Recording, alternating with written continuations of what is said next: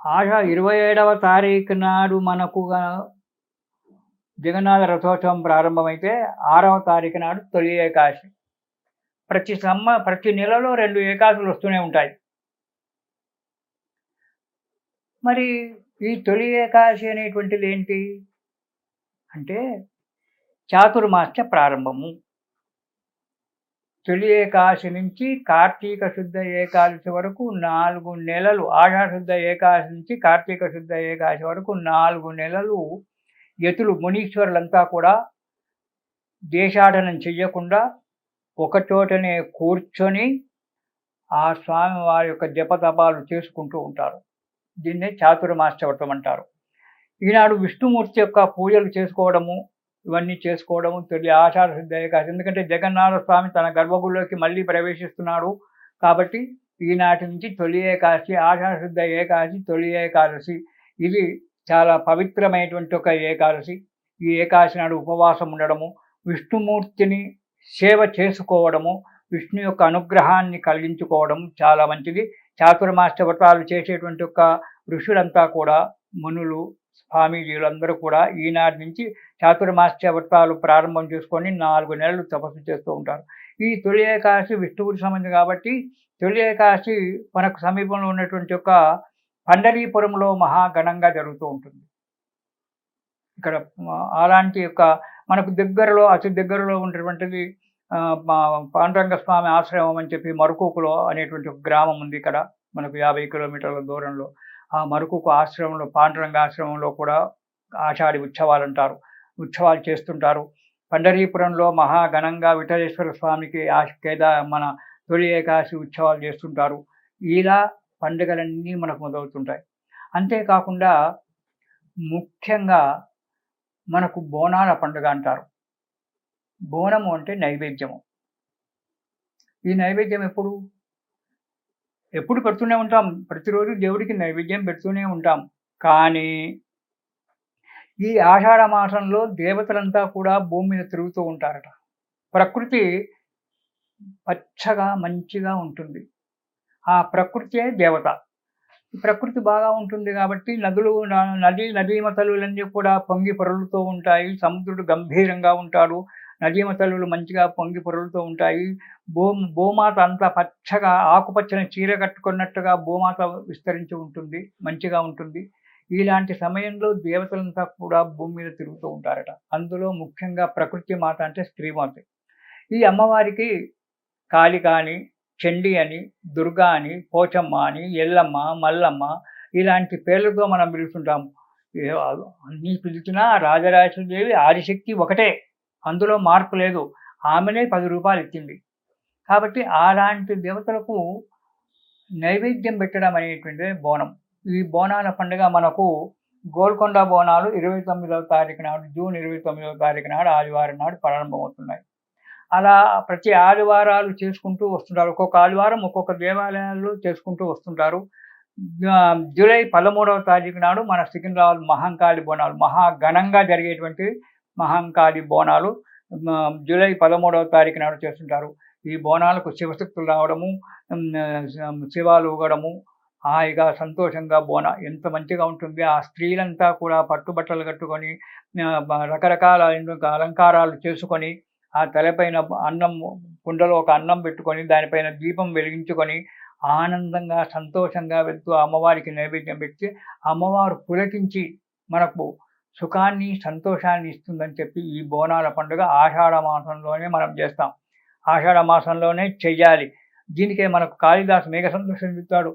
ఆషాఢస్య ప్రథమ దివసే అని చెప్పి ఆయన మొదటి శ్లోకం ప్రారంభం చేస్తాడు. ఆషాఢ మాసంలో మొదటి రోజు గనక తొలకరి చినుకులు పడినట్లయితే ఆ సంవత్సరం పంటలన్నీ కూడా బాగా పండుతాయట, మంచి వర్షాకాలం అవుతుందట. మేఘ సందేశం అనే కావ్యంలో కాళిదాసు చెప్తుంటాడు, ఆషాఢస్య ప్రథమ దివసే మేఘం ఆక్రాంతనేషి అని చెప్పి. ఇలా ఆషాఢ మాసంలో మనకు అన్నీ కూడా అనేటువంటి పండుగలతో ప్రారంభమవుతున్నాయి. కాబట్టి తొలి ఏకాదశి నుంచి మనం మంచి పండుగ అని చెప్పుకుంటాము. మంచిగా సంతోషంగా, సౌరభ్యంగా, సంతోషంగా చేసుకుంటాము. ఇంకొక పండుగ చెప్పి మనం ఆపుకుందాం. ఇందులోనే గురు పౌర్ణిమ వస్తుంది మనకు 17వ తారీఖు, మన 10వ తారీఖు నాడు పౌర్ణిమ. ఆషాఢ పౌర్ణిమనే గురు పౌర్ణిమ. దీన్నే వ్యాస పౌర్ణిమ అంటారు. ఈ గురు పౌర్ణిమ అనేటువంటి పండగనా? అంటే పండగే. ఆనాడు వ్యాస మహామునిని పూజించాలి. వ్యాస మహాముని మనకిప్పుడు కనబడడు కాబట్టి, మనకు విద్య నేర్పించినటువంటి జ్ఞానం నేర్పించినటువంటి ఒక గురువును పూజించాలి.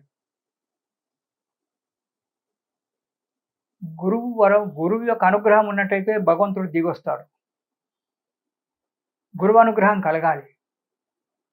భగవంతుని అనుగ్రహం గురువు యొక్క అనుగ్రహం ఎప్పుడైతే మనకుందో భగవంతుని యొక్క అనుగ్రహం మనకు ఆటోమేటిక్‌గా వచ్చేస్తుంది. దాని గురించి ఎక్కువగా బాధపడాల్సిన అవసరం లేదు. కానీ ముందు గురు అనుగ్రహం కావాలి. గురువు అంటే ఎవరు? గుకార స్థుంలకారస్య రుకారస్థ నివారకః. గు అనేటువంటి ఒక అంధకారాన్ని రు అనేటువంటి ఒక అక్షరము తీసివేస్తుంది కాబట్టి మనలో ఉన్నటువంటి ఒక అజ్ఞానాంధకారాన్ని తీసివేసి జ్ఞానం అనేటువంటి ఒక వెలుగును ప్రసాదించేవాడే గురువు.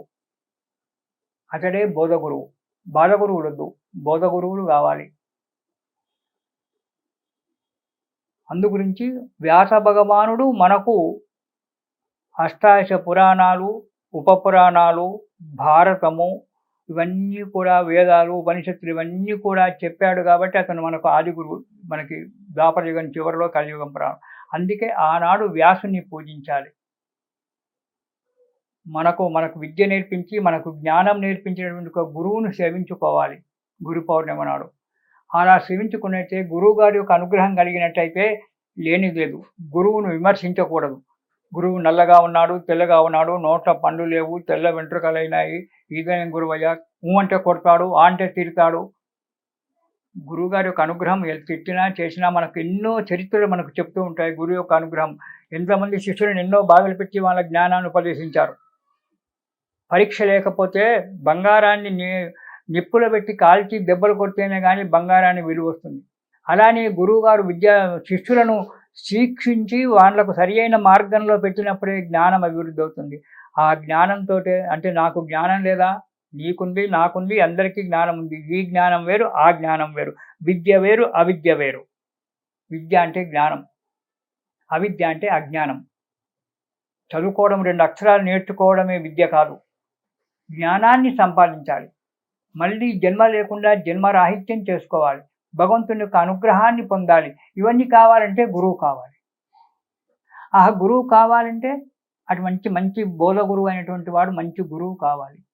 జగద్గురు శంకరపీఠము ఇలాంటి మంచి వాళ్ళు ఉన్నారు. ఎన్నో ఉపన్యాసాలు ఇస్తుంటారు. మన దగ్గర ఉపన్యాసకర్తలు, ప్రవచనకర్తలు, పారులు ఎంతోమంది ఉన్నారు. వాళ్ళు మంచి మనం అవి చూడమే, మనకు అది అవసరం లేదు.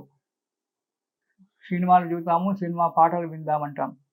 కానీ ఒక్కొక్క ప్రవచన చరిత్రలు చెప్పేవాడు గరికపాటి కావచ్చు, సామవేదం కావచ్చు, పద్మాకర్ కావచ్చు, మన కోటేశ్వరరావు గారు కావచ్చు, ఎటువంటి ప్రవచనాలు అవి వింటూ ఉంటే ఎంత ఆనందం అనిపిస్తుంది, ఎంత జ్ఞానం మనం పొందుతుంటాం.